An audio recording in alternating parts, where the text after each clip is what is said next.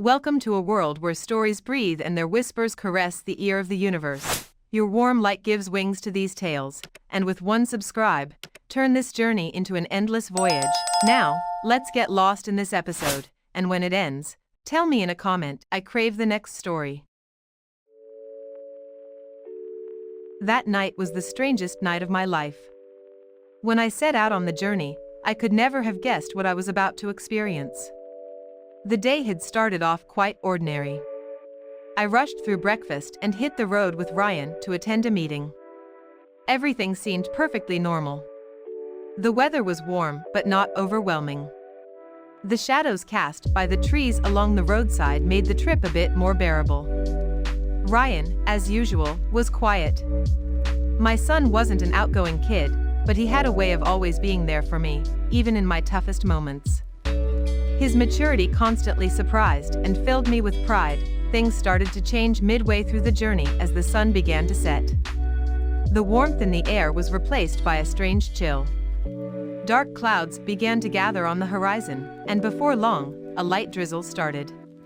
The road turned slippery, and soon darkness wrapped itself around us. Night had fallen, and we were still far from home. Everything seemed to go wrong at once when the car's tire went flat on that narrow, deserted road. I completely lost track of time. Our phones were almost dead, and we had no idea where the nearest help might be. Ryan calmly checked the tire, but when we realized there was nothing we could do, we both climbed back into the car, feeling helpless. That moment, we had to decide, staying on the road any longer was risky, and every passing minute made things worse. Our only option was to find the nearest motel. We got back in the car and started driving slowly. The road was narrow and winding, and the rain had picked up, pounding relentlessly against the windshield. I could barely keep my eyes open from exhaustion, and I could tell Ryan was struggling to stay focused at the wheel. When we finally saw a sign, we both breathed a sigh of relief. It read, Riverstone Motel, 2 miles. The paint on the sign was peeling, and it was barely readable, but it didn't dampen our spirits. When we arrived at the motel, it looked old and run down from the outside. Soaking wet and exhausted, we stepped out of the car. The area was eerily quiet. There were no lights, no other cars, just a few yellow glows seeping out from the upper windows of the building, hinting that the place was still open. When we walked in, an old man behind the reception desk greeted us in a flat, monotone voice. There's only one room left. If you want it, the key's right here. In that moment, we knew we didn't have any other choice. We were tired, sleep-deprived, and just needed a safe place to rest. Ryan looked at me with a hint of concern in his eyes, but nodded in agreement when I made the decision. Without hesitation, we took the room. After taking the key, we walked down the hallway toward our room. The wooden floorboards creaked under each step, and the faded, peeling wallpaper on the walls made it clear that this place had been neglected for a long time. A faint smell of dampness hit my nose. For a brief moment, I thought about turning back, but we didn't have another choice. Ryan walked silently beside me, but I could see a slight discomfort on his face. When we entered the room, I was met with a sight that was better than I had expected. Yes, the room was small, but it looked clean. Aside from an old-fashioned bed, a small nightstand next to it, and a simple chair in the corner, there wasn't much else. A small TV mounted on the wall seemed like it wouldn't offer much beyond a few local channels, but at that moment, having a comfortable bed was more than enough. Ryan took off his damp jacket and hung it over the chair. I set my bag down, sat on the edge of the bed, and took off my shoes. My feet ached, and the fatigue of the entire day weighed heavily on my back. A brief silence filled the room, broken only by the sound of rain tapping against the window. Mom, I think I should grab some snacks. I saw a small vending machine near the reception, Ryan said, standing up and looking at me. His thoughtfulness always warmed my heart. I smiled and said, sure, go ahead and grab something. I'll rest here for a bit. After Ryan left, I lay down on the bed, staring at the ceiling. I reflected on the night. I couldn't believe how such a simple journey had turned into such a complicated ordeal. Deep down, I had a feeling that something would happen that would make this night unforgettable. Ryan came back shortly after, carrying a few snacks and drinks. "You'll feel better soon, Mom," he said as he sat beside me. His maturity always amazed and impressed me. But that night, something happened between us that I could never have anticipated. Ryan sat on the chair next to me and opened a bag of chips. We quietly snacked for a while, and a sense of calm settled over the room. Yet, at the same time, I felt an inexplicable unease in the pit of my stomach. The rain had grown heavier, and when I glanced out the window, I noticed the occasional flash of lightning accompanying the dark night. At that moment, Ryan turned to me and began speaking in a calm voice. "Mom, today's trip really got me thinking. Isn't it strange how little control we actually have over life?" Hearing such a thoughtful remark from him caught me off guard, but I agreed with him. "Yes, Ryan. Life takes us to unexpected places, but what matters is how we deal with those challenges." We sat in silence for a while after that. Our conversation seemed to hang in the air as a quiet stillness enveloped the room once again. Ryan got up from his chair and walked over to the window, watching the rain as it streamed down the glass. He seemed like he wanted to say something but couldn't find the right words to start. I was just about to ask him what was on his mind when he suddenly turned to me and looked straight into my eyes. "Mom, I need to confess something to you," he said.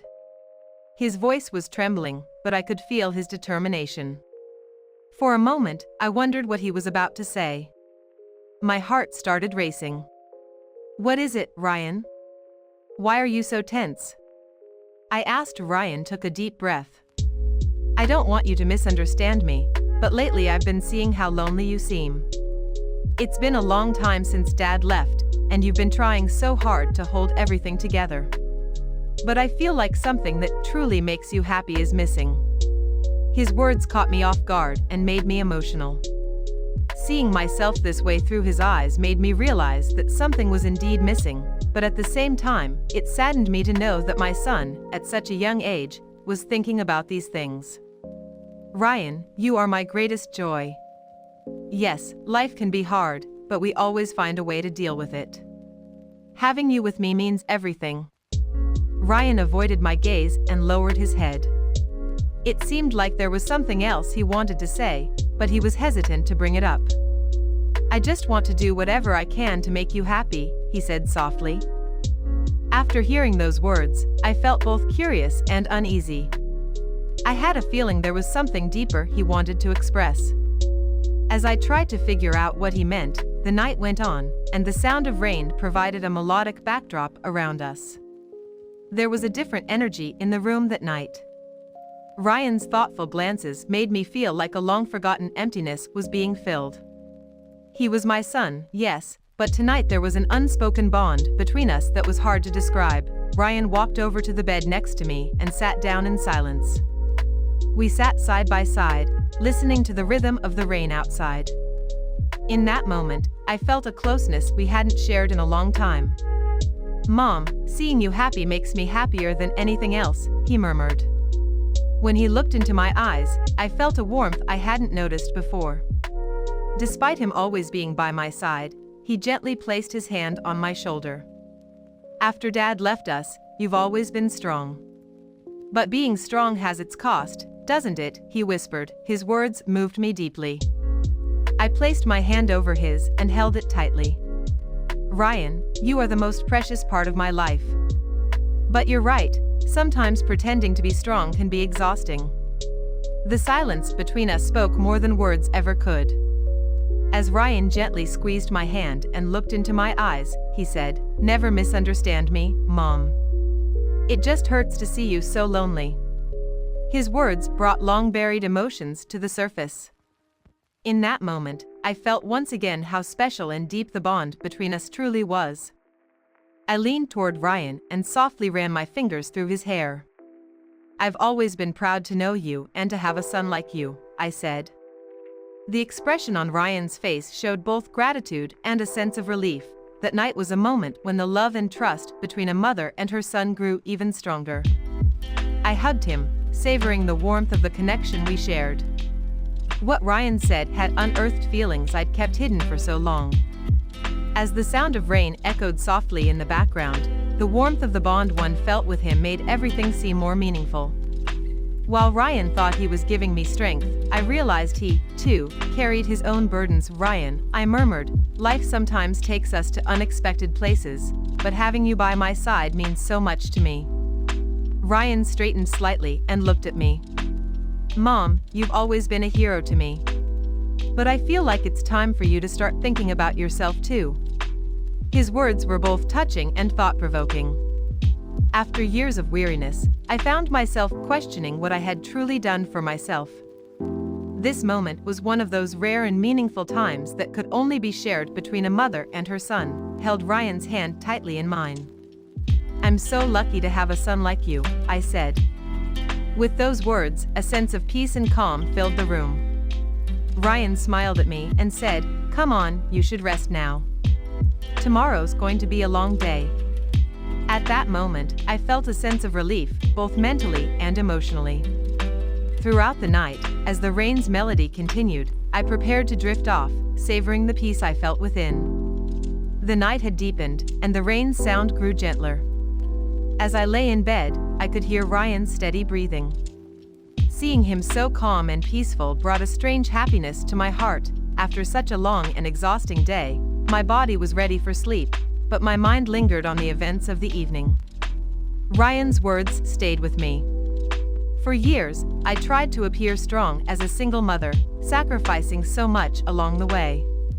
My life revolved around Ryan, and his love for me had been the strongest bond keeping me upright. As I closed my eyes and tried to sleep, Ryan suddenly shifted in his sleep.